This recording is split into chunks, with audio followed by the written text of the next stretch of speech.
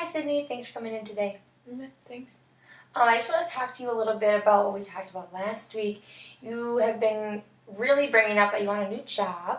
So last week we sent in some applications, and on Friday you told me you had heard back. Did you schedule an interview? No. Okay. I had a busy week.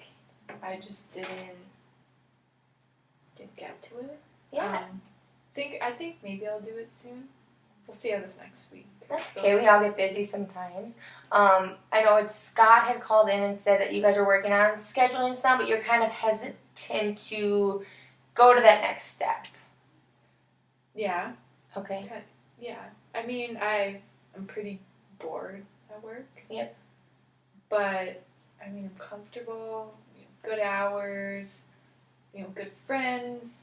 Everything is going well there. I'm just thinking, well, hey, why not make it easier on myself and just hang around? Right. Last week you had mentioned you kind of just feel like you're getting bored because your skills might be exceeding those needed to work in the kitchen. And you really felt like that's kind of why you're getting bored, because I don't want to say it's too easy, but you kind of made it sound like it was too easy. Is that right? Yeah, it's pretty repetitive. Mm-hmm. But like I said, everyone understands me. I have lots of friends there. It seems to just be a good place for me right now. And Scott, your job coach, also agrees with you, and he kind of just feels you're ready to take the next step. Yeah. You've been working at the kitchen for almost 2 years now, where you started in therapy, and you've come such a long way. We've seen amazing growth with your social communication skills and some of your vocational skills. Yeah. Yeah. I mean, I've gotten a lot better. My problems are pretty mild. Mm-hmm. Most people do get what I'm saying. Mm-hmm. And I think that I can do something, where I'm talking to people now. And not behind the scenes. I can just, talk to people and, do some more problem solving. Yeah. Things, so. And we've been working on problem solving here. Mm-hmm. And then going back to the talking to people, we have been doing some of that in therapy. We've gone out into the community, and you've had to lead some of the groups lately and kind of take a leadership role and just set an example. Mm-hmm. And you've been very comfortable and exceeding very well at that. Yeah. And talking to unfamiliar communication partners and stuff. I know it gets a little uncomfortable for you, but you have shown so much growth. Yeah. And it's a definite strength, I think, talking to people. Yeah. For you now. I could do it very well, when I worked at the bank before my stroke. Mm-hmm. But it's harder. It's hard. It takes more energy. And working in the kitchen, you do your dishes, you do your thing, you come home and I'm not tired. I can talk with my family. It's a good situation that I can handle being bored. So before you're kind of talking about you're a little busy to schedule the interview, I kind of get a sense that it's more some nerves, and correct me if I'm wrong, but maybe you're uncomfortable being in that situation and talking to new people?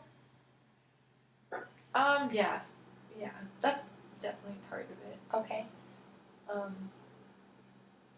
With my aphasia, most people don't know what it is. Mm-hmm. So they don't know why I can't find words sometimes. And people think that to be, really intelligent, you have to talk a lot. And I don't. So I think people think that I'm dumb, and they just don't. They don't get me.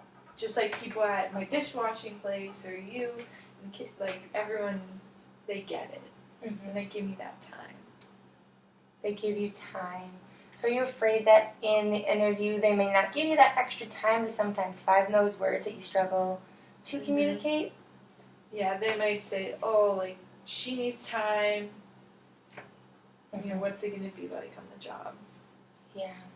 So it seems that your aphasia is kind of that roadblock right now that you're afraid to get over. It's kind of in the way between you and that interview. Yeah. And I really want to help you get there because I know how much this means to you and your family. And it's not fun to be bored at work. You want to go to work and love what you do. I go to work every day and I love what I do.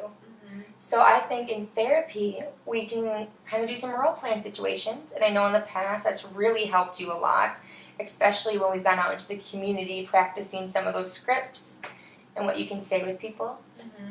And we've come up with some compensatory strategies. I know sometimes you take a notebook with you, kind of have some ideas already written down, or you jot down notes while you're having conversations with people if they're longer. Stuff like that, which we can practice implementing in an interview situation. Okay. Yeah. Yes, we can do that. And I think we can maybe just put a pause on the interviewing right now and then applying, and maybe just get comfortable in that interviewing situation. Maybe bring in some other people that you don't communicate with all the time to practice, and really get you comfortable and strengthen those interviewing skills, just like we've strengthen your problem solving and your social communication skills. Yeah, that sounds like. I think it'd be good to put it aside and kind of calm the nerves and do that. Awesome. Yeah. Well, we will start that next week. Sounds good. All right. Thanks for coming in.